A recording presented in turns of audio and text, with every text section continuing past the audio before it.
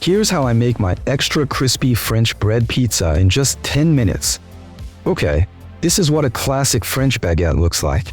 However, I asked my baker to triple the weight, and now, check it out. The new baguette is larger, giving me plenty of space to stuff it just the way I like.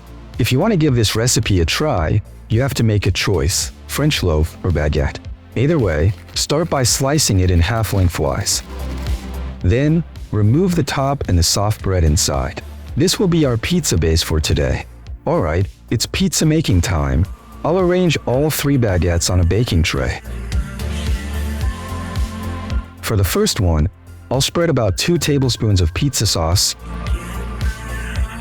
and top it with pepperoni, sliced hot green peppers, black olives, and mozzarella cheese. Moving on to the second baguette, I'll use the same amount of pizza sauce, turkey ham, sliced bell peppers,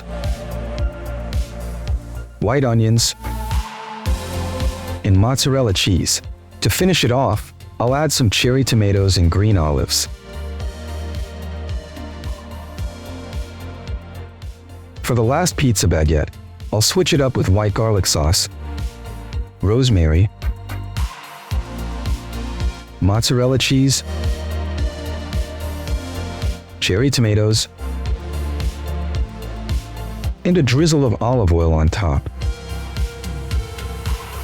The oven is already preheated to 700 degrees Fahrenheit, so I'll slide the baking tray inside and let it bake for just a few minutes or until they are nice and golden. Okay, let's carefully remove the baking tray and transfer the pizzas onto the cutting board. We'll give them a couple of minutes to cool down. Making pizza using French baguettes is fantastic when you're short on time and don't want to make dough from scratch.